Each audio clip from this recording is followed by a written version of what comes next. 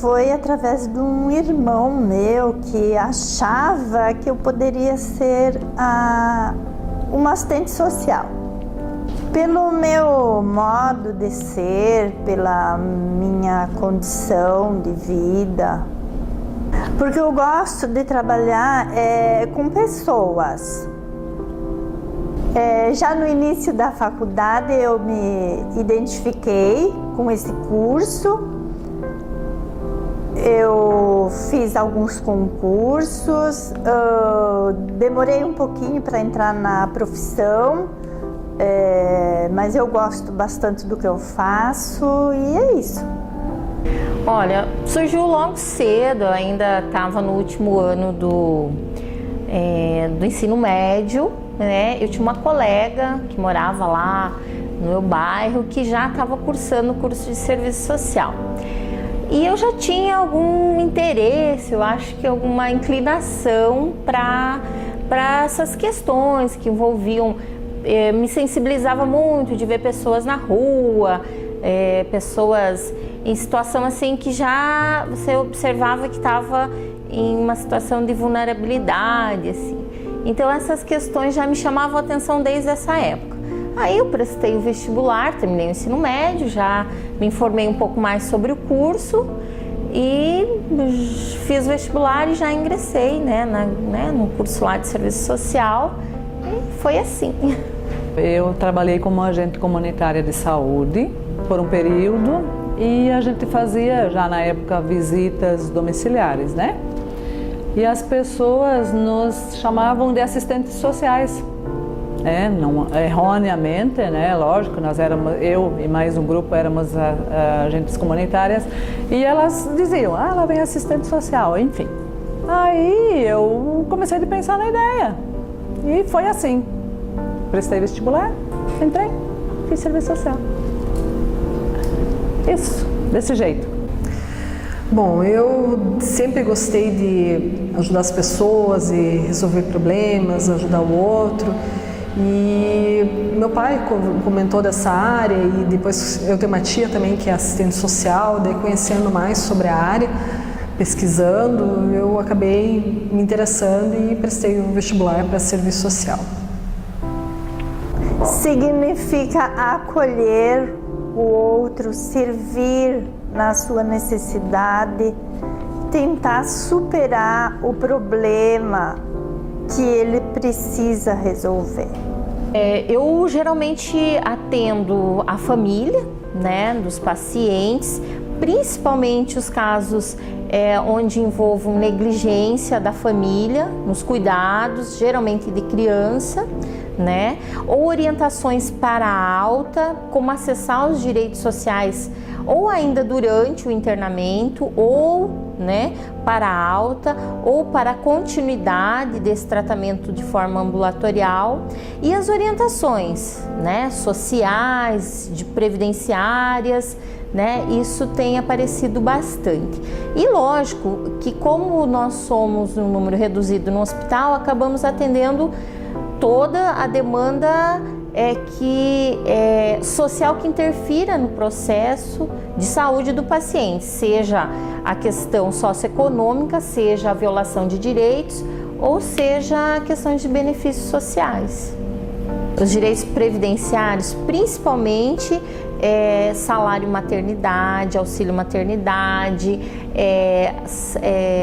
auxílio doença, auxílio acidente, que acontece muito, Então, quem tem direito a esses benefícios são as pessoas que contribuem com a Previdência, que são segurados pela Previdência. Outros pacientes ou familiares que precisam ser encaminhados e para outros benefícios, eles se enquadram na política de assistência social, que é um benefício não contributivo. Alguns têm direitos, outros infelizmente não. Então, mas de uma forma geral, os direitos previdenciários são os que são os contributivos, tá? A pessoa precisa contribuir com a Previdência para poder acessar. E lógico, cada caso é um caso, porque além de contribuir, ainda tem critérios para acessar cada benefício. Então é muito específico, a gente precisa, né, ver cada caso e geralmente a gente encaminha também para outros profissionais, o Serviço Social do INSS, para analisar cada situação, para ver o que realmente esse paciente ou esse usuário tem direito e como que ele vai acessar isso, né? Mas a gente geralmente já tem como, de uma forma geral, orientá-lo, né, mediante as informações que eles prestam para a gente. Até aposentadoria, ou dependendo da situação dessa pessoa, ou aposentadoria por invalidez, ou entre outros. E também a gente tem algumas situações que alguns pacientes podem acessar os benefícios da assistência social, que não necessariamente é um usuário ou a família é contribuinte com a Previdência. Então, assim, são idosos acima de 60 anos e crianças ou até mesmo um adulto que tem uma necessidade especial, tem uma deficiência e que possam acessar esse benefício. Esse benefício específico, que é o benefício da prestação continuada, ele tem um critério de renda, número de família, né, enfim. Mas também é um direito que a gente, identificando aqui no hospital essa situação, a gente já pode orientar e encaminhar junto aos órgãos competentes para esse usuário acessar esse benefício. Bom, um deles foi há uns anos aqui no hospital mesmo, de um senhor que tinha a esposa internado, né? Ela foi vítima de um atropelamento bem grave, ela teve sequelas neurológicas e ele, quando me relatava sobre a situação socioeconômica da família, enquanto ele relatava, assim, eu percebi que tinha uma questão bem difícil naquela família, bem complicada, no sentido da falta de assistência mesmo que eles tinham. Eles eram, né? O casal eles tinham uma filha, eles eram catadores de material reciclável. E ele me contou, eu acredito que grande parte da vida deles, fiz um atendimento longo, ele falou bastante da situação de falta de moradia que eles enfrentaram, que eles chegaram a morar, ele deixou a mobília por um período embaixo de uma árvore, não tinha para onde ir, né? Enfrentou as mais diversas situações, bem difíceis mesmo, né? E que nunca eles perderam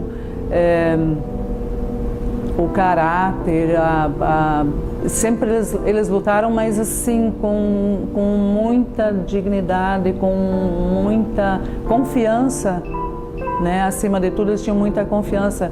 E a confiança, eu acredito que a confiança maior é em Deus mesmo. E ele me relatou da dificuldade que eles estavam enfrentando, inclusive ele, nesse período que ele estava com a esposa internada aqui, ele vinha de longe, de um bairro distante, aqui de Cascavel, vinha a pé, por falta de condições financeiras para custear o transporte, ou de bicicleta, né? Ele vinha para o hospital e passava os dias aqui, auxiliando, acompanhando a esposa. E assim, eles tinham muita dificuldade, muita, inclusive o período que ela ficou internada aqui, ele não tinha uma forma de sobreviver, pois eles dependiam do que eles, né, do material que eles coletavam e revendiam para poder sobreviver. E esse período que ela ficou foi muito tempo, foi mais de mês, 2, 3 meses, ele ficou praticamente inviabilizado para o trabalho. E mesmo assim ele vinha, ele cumpria o papel dele e até mais que isso no hospital. Passei um período grande, pois ele tinha bastante necessidade de conversar e eu fiquei ouvindo ele por um longo período. E antes dele sair da sala, ele agradeceu embora não precisasse, né? Porque esse é meu papel também. E aí ele falou que foi muito bom, muito importante para ele, que alguém ouviu, que alguém o ouviu. Mesmo sem eu, né? Naquele momento eu só ouvi mesmo, não tinha muita coisa para fazer. E ele tinha aquela necessidade e ele agradeceu por isso, pelo fato de eu ouvi-lo. E isso me marcou bastante. Eu fiquei muito tempo refletindo sobre esse tipo de carência também que as pessoas têm às vezes, né? Que é um pouco de atenção, que alguém os ouça e, enfim, né? Foi uma situação que me marcou bastante. O fato de tanta carência, né? Tanta necessidade que tinha naquele caso, e ele achou muito importante o fato de alguém ouvi-lo. Isso me chamou a atenção. Bom, o assistente social ele atua em diversas áreas, mas basicamente ele atua em projetos, em intervenções para tentar auxiliar pessoas a alcançarem seus direitos sociais. Né? Então, atua em diversos problemas sociais, como dependência química, pobreza, conflitos familiares. Então, basicamente, onde tem direitos não sendo atingidos, o serviço social tenta introduzir, tenta atuar para que esses direitos sejam atendidos.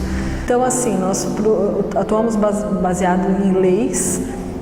Então, assim, nós precisamos conhecer muito a rede de serviços, então nós procuramos também conhecer a realidade, e isso é uma diferença com outros profissionais, que o assistente social busca conhecer a fundo a realidade de cada sujeito que se apresenta a ele. Então, não é simplesmente dar uma cesta básica, muitas vezes a pessoa vem com uma deficiência, com um pedido, mas atrás daquilo, fazendo uma análise mais profunda que o assistente social faz, nós vemos que existem outras carências que precisam ser atendidas. E diante dessa análise que a gente faz da situação, e conhecendo a rede, nós procuramos intervir, procuramos encaminhar para direitos, garantir, auxiliar essas pessoas a terem acesso a esses direitos, né? E também a gente faz intervenções em projetos, procuramos montar estratégias para que esses direitos sejam realmente atendidos, né? Servir o outro, acolhê-lo, amparar, servir. A possibilidade de se colocar à disposição do outro. Tinha uma adolescente, né, que tinha uma determinação judicial para separar, né, ela do bebê. E durante a internação foi possível reverter essa situação, né? Tanto a observação do serviço social como outros órgãos. Então, assim, isso eu acho que foi importante, o envolvimento de outros profissionais também, mas que isso, assim, é possível em algumas situações ainda, apesar de uma situação já determinada, mudar um pouco, né, o destino daquela criança e daquela adolescente. E ela conseguiu voltar para a família, né, ela, a criança, e não ter essa separação ainda durante o hospital. Bom, a gente atende muito a família, né? Família do paciente aqui no hospital, é o que a gente mais atende. Né? Então, a gente tem uma subdivisão de alas aqui, né? De alas aqui. Então, eu atendo muito as questões de pacientes adultos, da ala da ortopedia e neurologia. Então, muita questão, a orientação sobre direitos trabalhistas, né? A gente faz bastante, mas situações que nos desafiam muito são justamente essas situações de pessoas em situação de rua, e que quando dão alta a gente tem dificuldade para encaminhar, pelo fato de não ter uma família para acolhê-los, ou um local específico para onde eles possam ser encaminhados. Então, essas situações nos desafiam muito, situação de rua, né? E também temos uma demanda bem intensa atualmente com os haitianos, né? Temos dificuldades grandes em relação à comunicação e as próprias políticas públicas, as políticas sociais que precisariam ser criadas ou melhoradas para atender essa população que estamos tendo muitos atendimentos aqui no hospital. Teve um caso que eu me recordo agora de uma moça, uma menina que a gente atendeu na psiquiatria, dependente química. Era um caso bem complicado porque ela não tinha mais mãe, não tinha bom contato com o pai, morava com uma tia, mas estava basicamente em situação de rua. Ela se prostituía, ela usava crack e diversas outras substâncias. E ela esteve internada várias vezes. A gente tentou, nesse tempo que ela teve, nos internamentos que ela teve aqui, fazer esse contato com a família, aproximar a família dela. E tempos depois eu atendi ela quando ela veio ter bebê aqui. Então assim, ela tinha parado de usar droga, ela estava criando a sua filha, depois ela veio ter mais uma filha, mas assim, de todo esse caso assim, ela sempre vinha nos visitar depois do internamento, com saudade aqui da equipe. Ela criou um vínculo muito grande com a equipe e ela parou de usar drogas e hoje em dia ela tem uma família, ela está estabelecida, tem coisas ainda para melhorar, mas muito melhor do que quando a gente atendeu ela, né, que ela estava em situação de rua, que ela não se vinculava, né, ela tem 2 filhos, ela tem um marido agora. Passaram alguns problemas ali também, mas a gente conseguiu intervir, conseguiu auxiliar ela e graças a Deus hoje ela está sem usar droga e tá bem até onde a gente soube, né? Então esse foi um dos casos que marcou, né? Era uma mulher, ela não estava conseguindo receber o auxílio doença. Um dia eu fui no INSS e a gente verificou lá que o problema era do próprio INSS, que não tinha o registro adequado. Naquele mesmo dia foi corrigido e ela conseguiu receber o auxílio doença. Ela voltou algumas vezes aqui no hospital, sempre passa no serviço social. Para ela, para aquela família foi assim muito, muito importante, apesar de eu não ter feito nada de diferente daquilo que já estava previsto como direito para ela. Agradece muito, está bem feliz, voltou a trabalhar, melhorou da situação clínica que ela estava afastada. É bem gratificante. Olha, não sei se é o mais difícil, mas é um bem complicado, eu diria, de uma paciente de 24 anos que teve um bebê aqui, ela, né, deu à luz ao 3º filho dela e ela não tinha documentos nenhum, ela nunca foi registrada na vida e ela, portanto, não conseguiu, assim, com facilidade, pelo menos, não sei se já conseguiu, registrar o próprio filho, pois ela não tinha registro.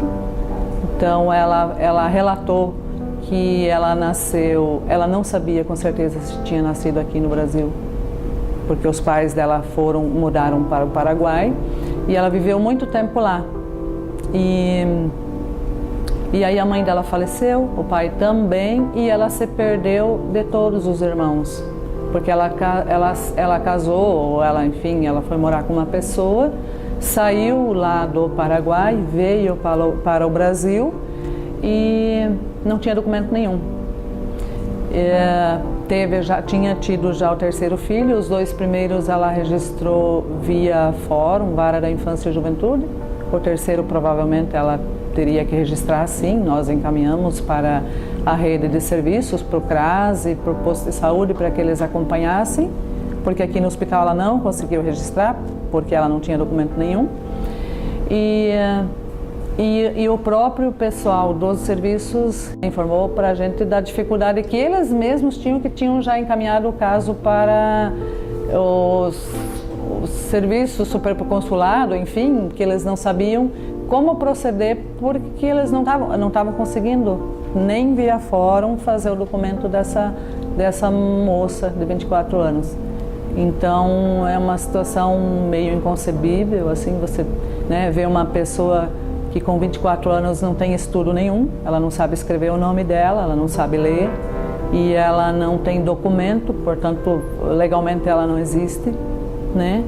E não consegue acionar também os benefícios, né, aos quais ela teria direito por falta de documentos. Então eu acredito que, se não o mais difícil, foi um dos casos mais complicados que eu atendi. E foi encaminhado, e na verdade ainda está se solicitando providências, embora ela tenha dado alta, a gente ainda está fazendo contatos para que ela consiga, né, fazer esses documentos e ter aí, né, os direitos, o primeiro deles, que é ser um cidadão com direito a documentos, ela ainda não tem, então é necessário que isso ainda aconteça. Acredito que, né, é uma situação que ela é praticamente uma situação extrema. Ela é muito jovem e pelo fato de não ter documento ela não consegue praticamente fazer nada. A gente atua aqui, as demandas são diversas, assim, nós somos divididas, temos uma certa divisão, né, nas alas do HU, mas assim, basicamente são direitos que interferem na questão da saúde. Então, por exemplo, a gente tem muita demanda de pacientes que não têm residência, que não têm para onde ir, moradores de rua que ficam adoentados, que precisam ser cuidados. Nós temos também bastante demanda, nós fazemos bastante trabalho com famílias aqui dentro, tanto famílias que recebem pacientes que se tornam acamados e precisam se preparar com estrutura para receber essa pessoa em casa, quanto também famílias com relação à dependência química. A gente atua bastante, eu principalmente, na dependência química, preparando, auxiliando essas famílias a receber as crianças e adolescentes que a gente tem em tratamento aqui, e não só na psiquiatria, a gente tem problemas com dependência química, né, em outras áreas também, né, em outras aulas também. Então, assim, preparar essas famílias para receber essa pessoa doente, com estrutura, muitas famílias a gente recebe com vínculos rompidos ou vínculos fragilizados, então trabalhar esses vínculos também, né? A gente tem casos também de entrega de crianças para adoção, crianças que são, pelo Conselho Tutelar ou pela Justiça, tirados do convívio da mãe, a gente acaba intervindo nessas situações também. Casos de necessidades financeiras, falta de acesso a medicamento, a roupa, coisas básicas também, porque não ter acesso a essas coisas básicas muitas vezes causa doenças ou até piora quadros clínicos. Então precisa ser feitos encaminhamentos para que a saúde seja garantida, né?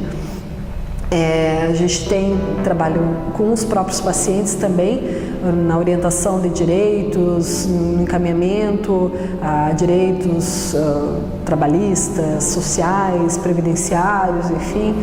E basicamente acho que seria isso, assim, com famílias, com os pacientes. A gente também tem grupos, trabalhos em grupos com os próprios pacientes, com as famílias, buscando um trabalho socioeducativo, de orientação sobre direitos, sobre encaminhamentos, enfim.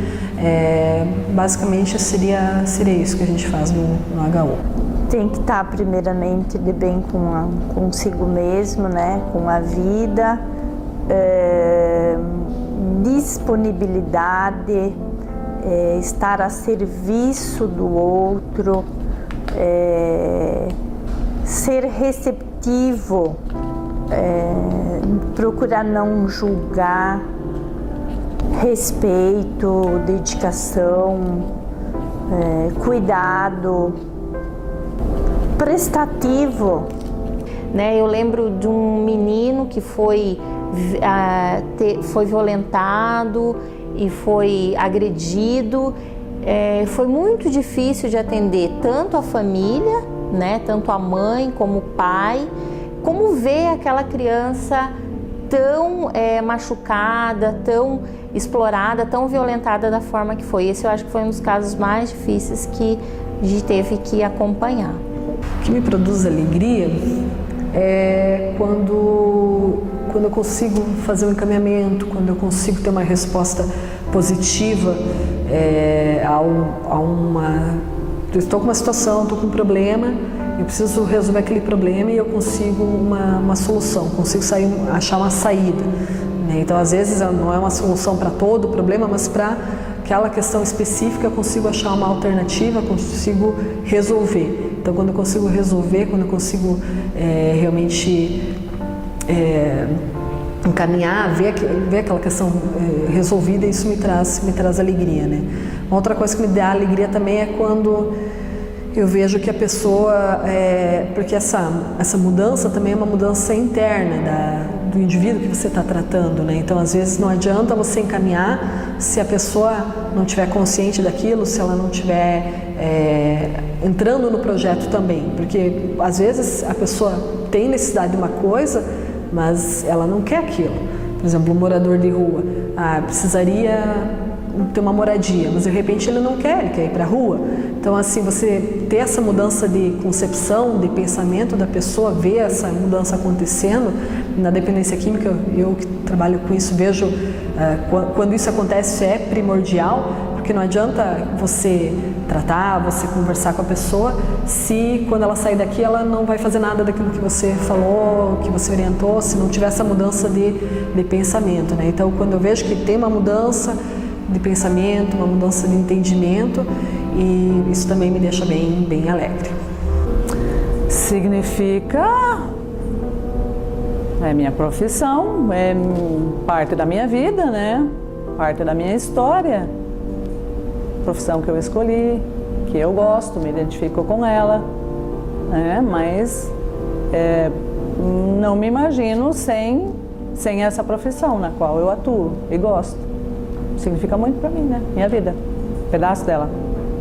Um olhar, certo olhar investigativo, não olhar as coisas, olhar além do que é dado, né? Olhar, ter essa curiosidade, essa vontade de ir além, de pesquisar, de entender a situação como um todo. Então, não só pegar na superficialidade as coisas, né? Mas ir além, ir a fundo para entender realmente as situações, né?